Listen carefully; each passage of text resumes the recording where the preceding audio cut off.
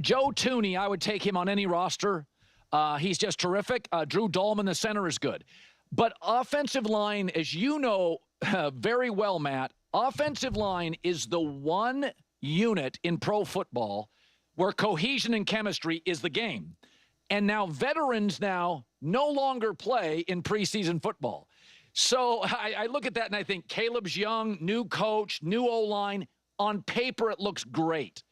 But this is not 1988 where, like, veteran O-lines will play all 4 games of the preseason. That's not the way it works. What is a realistic gauge or prediction on when Dahlman and Tooney and Jonah Jackson are humming like a cohesive unit? No doubt, Colin, you're right in a lot of ways. And listen, they're building this thing inside out, right? 3 offensive linemen, 2 defensive tackles. That's how they're building this thing. I would say this: when I got to the Green Bay Packers, we were all, as a rookie. They were coming off of 2 consecutive Super Bowls. They knew how to practice when they weren't in full pads. Like, every practice felt like a game. Like, you need to learn how to practice fast. And so when you have these, a center and 2 guards, the inside, like, you just learn how to pass off games. You learn how to step with the right foot. You learn how to communicate on the fly. You get guys that are absolutely, without a doubt, going to be dependable, guys that are going to do their job. And so therefore it takes just one more thing off of the quarterback in terms of redirecting pass protection and all that kind of thing. O-line calls that sometimes that you put on the quarterback. If you have a center, or if you have a center and 2 guards that can communicate, you can take that off of his plate. So I really don't think that I think where we really lose on the preseason games is defenders proving that they can tackle. That's where we really lose. But I think the best O-lines, especially the veteran ones, they can get their work done if they learn how to practice and practice fast and stay off the ground. Well, and this is why I defended them doing these moves in the free agency and getting like actual seasoned veterans, even if you're paying too much, as Colin put it, because you got guys who know what need to do. They've put in the work. Multiple teams at this point. They're veterans. They know what needs to be done. They know how to practice. They don't have to learn the NFL. It would be harder if you're now drafting in guys, and now you have to try to figure all this stuff out. And that's why I said you have a new head coach, you have a young quarterback. Like, bring in the veterans. It even worked. We can even just use Jalen Hurts as a great example of this, because that is what Jason Kelce did a lot. Jason Kelce is the one that handled all the protections and took a lot off of Jalen Hurts' plate and allowed Jalen Hurts to just play a little bit more free. And, it directly led them to a Super Bowl. Like, it really benefited them. And then it allowed them to kind of slowly develop Jalen Hurts in that aspect. And when it was time for him to kind of take more control of the offense, he did so in a way that then also now directly led to a Super Bowl win. And so it's okay to not ask your quarterback to do every single thing at once, and especially to do it all with a bunch of other young guys who are also trying to figure it all out at the same time. It's too much. It really is. It's too much. And so when you have a head coach, especially, a young head coach and a new head coach, along with a young quarterback, like you want to be able to find that stability in all the right places, and that's what they're doing. The other point that I also really want to emphasize is that this is something that Ben Johnson will also learn from Dan Campbell. This is the big benefit that he had, because I feel as though that's where a Dan Campbell really earns his value as a head coach, is really getting all of his players to do their job, to be held accountable, to practice hard, to focus on the details, to really get after it. Now, do I think that Dan Campbell is great at isolating all of those details and what exactly? Not necessarily. That's where the Ben Johnsons of the world step up, because they're the ones that are like, hey, I know exactly what needs to be done. But then you have the Dan Campbell, who's the one that demands put in the work. He's the one that inspires everyone to put in the work. And he helps everyone understand the importance of putting in the work and paying attention to the details. And I really feel as though that Ben Johnson will have learned and absorbed that from a Dan Campbell. So yeah, you are going to be able to really preach that to this team during practices and not necessarily worry about the whole, preseason games and all of that. This is also not supposed to be a perfect ride, okay?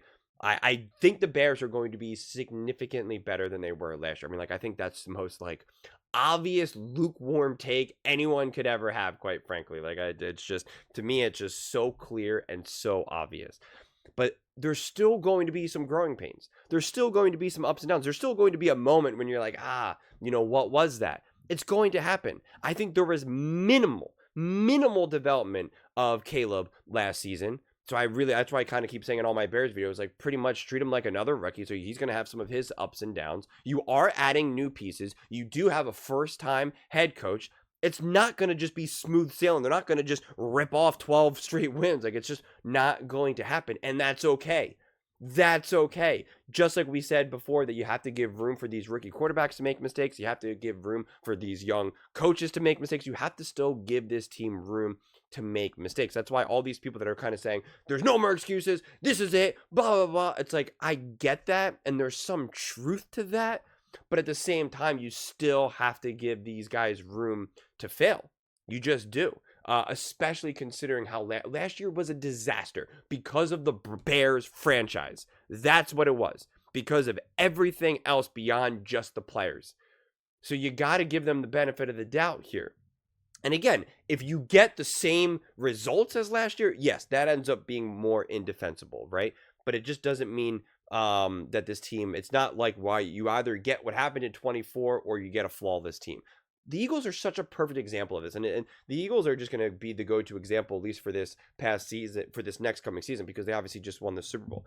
Even they, right? Like they from transitioning from the year before 23 into 24, new O-line, new coordinators, like, it took a second for them to kind of get things going. They had their own growing pains, right? Jalen Hurts did not start off unbelievable. The O-line wasn't perfect. Saquon Barkley was great, but they still weren't really sure how this fits in the greater scheme of the offense in terms of the run game and the pass game. The defense, Fangio, did not have Cooper DeJean and Mitchell figured out just quite yet. Like, things still took time. And they even dealt with some injuries. And, Sirianni was about to be fired, quite frankly. So, like, there's still going some issues. And the truth is, considering how the Eagles ended last season, in the season before they won the Super Bowl, there was a tremendous amount of heat. It was like, Mayday, Mayday, Mayday. Eagles are in trouble. Eagles are in trouble. Eagles are in trouble. Considering how this season ended for the Bears this last season, any type of issue is going to be, Ben Johnson's over his skis. Caleb Williams, I told you, he's a bust, and this is why you don't get free agents, O-linemen or whatever. Like, you're gonna also have that. And so it's like, hopefully I'll remember, but like, I want to prepare everyone in like August and September. Like, it's every single flaw, every single issue, every single loss, every single interception, every single bad play call that Ben Johnson makes, which he's going to make because it's what every coach does under the sun. Everything is going to be so magnified and so heightened that it's going to be a roller coaster ride, even with high levels of success. Again, even look at the Eagles, who kept winning and winning and winning, and yet they were still kind of like, AJ Brown's unhappy, Jalen Hurts can't throw, Saquon Barkley, should they sit him? This is a disaster if they sit him. How dare they sit him? He has to go for the record. Like, it was still, everything was so zoomed in and heightened and just, made to be like, this is just life or death. And they're already trying to do that with the Chicago Bears now. Preseason, this isn't like what it used to be. And it's like, all right, it's okay. They're allowed to lose some games. They're allowed to have some false starts. They're allowed to mismanage a timeout here or there. Caleb Williams is allowed to make a bad throw. Ben Johnson's allowed to have, be too aggressive in a moment. Like, all of those things are still allowed to happen. And I just want to emphasize that. So, I still see nothing but positives, but even though something is nothing but positives, doesn't mean that you're still not going to experience some negatives along the way. It's just life, man. It's just football. It's how it is. But those are just my thoughts. I'd absolutely love to hear yours. What do you guys all think about the Chicago Bears? How these new additions will not only help Caleb, but also Ben Johnson and the Chicago Bears as a whole, and kind of just, predictions in terms of the smoothness of this city, how this of this season, and how everything will unfold. Let me know in the comments below. I read every single comment. It's whether you agree with me or disagree with me. Either way, Let's get in some discussions. Let's get in some fights. But ultimately, let's just have some fun. And please do consider subscribing. We're building an amazing community here. I absolutely love to see you part of it. I want to build something that we all genuinely feel connected to. Something that we're really excited to be part of. I think we're on our way to doing it. Please don't forget to give this video a thumbs up, as it really does help the visibility and the algorithm. Thank you so much. See you next time.